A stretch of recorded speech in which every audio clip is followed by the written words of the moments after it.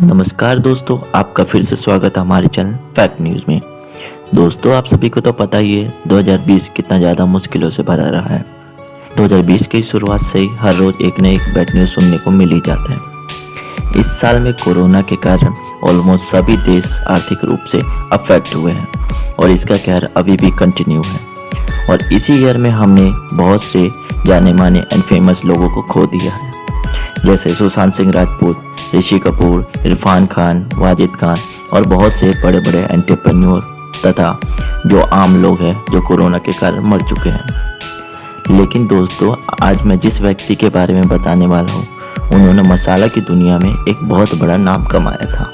जी हाँ दोस्तों, आप तो समझ ही गए होंगे, मैं MDH के ओनर महाशय धर्मपाल गुलाटी जी की बात कर रहा हूँ, जिनकी हाल ही में 3 दिसंबर 2020 को डेथ हो गई।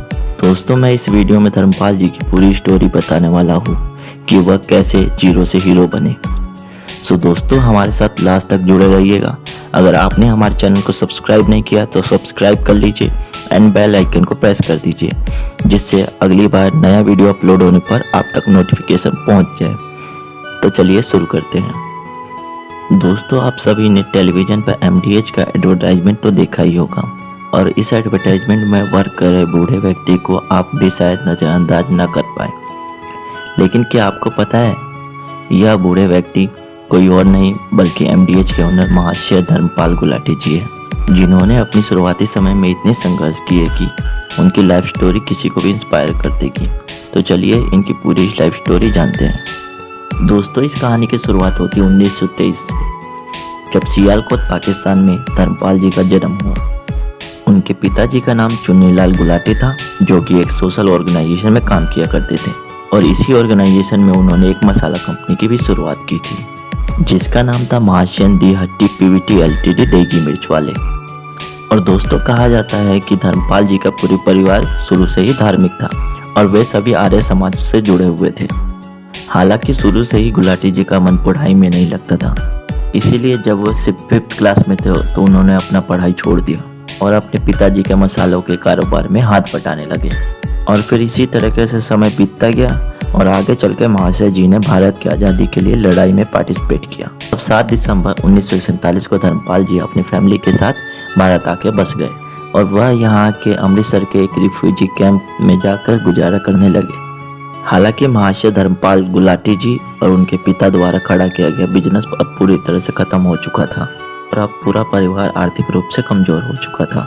और यह सब देखते हुए धर्मपाल जी काम के सिलसिले में दिल्ली चले गए। हालांकि यहाँ पे आके भी उन्हें काम के लिए बहुत से संघर्ष करने पड़े और जब उन्हें कोई काम नहीं मिला तो उन्होंने कुछ पैसे उधार लिए और एक टांगा खरीद लिया और दिल्ली में ही कनॉट प्लेस से करोल बाग तक सवारी घुमाने का काम करना शुरू कर दिया। हालांकि इस काम से भी धर्मपाल जी को इतने पैसे नहीं मिल पा रहे थे कि वो अपनी फैमिली का अच्छा से खर्चा उठा पाए। और यही सब देखते हुए धर्मपाल जी ने 1948 में करोल बाग में अपना फैमिली बिजनेस को फिर से ग्रो करने का सोचा और फिर एक छोटी सी झोपड़ी में उन्होंने अपने मसालों के कारोबार को आगे बढ़ाया। और क्योंकि धर्मपाल जी को अपने मसालों के बिजनेस की अच्छी नॉलेज थी, इसलिए यह बिजनेस बहुत तेज़ी से ग्रो करने लगा। और फिर कुछ पैसे इकट्ठा हो जाने के बाद दिल्ली में 1953 में चांदनी चौक में एक दुकान किराए पर लेके अपने मसालों के कारोबार का सेकंड ब्रांच शुरू किया। और फिर अगले ही साल यानी 1954 में धर्मपाल जी ने रूपक स्टोर नामक एक नए दुकान की शुरुआत की, जो कि भारत का फर्स्ट मॉडर्न मसाला स्टोर बना। हालांकि बाद में उन्होंने यह दुकान अपने भाई सतपाल गुलाटी जी को दे दिया। और फिर 1959 में धर्मपाल जी ने अपनी खुद की मसाला फैक्ट्री MDH यानी महाशयन दी हट्टी लिमिटेड की शुरुआत की। और फिर अब धर्मपाल जी को बिजनेस की इतनी समझ हो चुकी थी कि उनका यह काम बहुत तेज़ी से ग्रो करने लगा एंड मार्केट में स्टैंडर्ड सेट करने लगा। और फिर जल्द ही MDH ने न सिर्फ भारत में बल्कि Switzerland, USA, Japan, Canada, Europe, south east Asia, UAE और सऊदी अरबिया की तरह ही 100 से भी ज़्यादा देशों में एक्सपोर्ट किया जाने लगा। और MDH शुरुआत से ही मसालों के बिजनेस में टॉप पर बना रहा।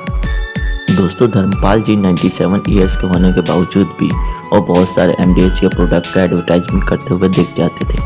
दोस्तों, उनकी एक खास बात थी कि वो जो पैसे कमाते थे MDH से उसका बहुत सारा परसेंटेज गरीबों पर खर्च करते थे। वह महाशय चुन्नीलाल चैरिटेबल ट्रस्ट की भी शुरुआत कर चुके हैं, जिसके तहत एक हॉस्पिटल का निर्माण करवाया गया है और यहाँ पे स्लम एरिया में रहने वाले गरीब लोग अपना फ्री में इलाज करवा सकते हैं। साथ ही MDH के प्रॉफिट में से कई सारे स्कूल भी बनवाए गए हैं जहाँ पे गरीब बच्चे फ्री में एजुकेशन ले सकते हैं।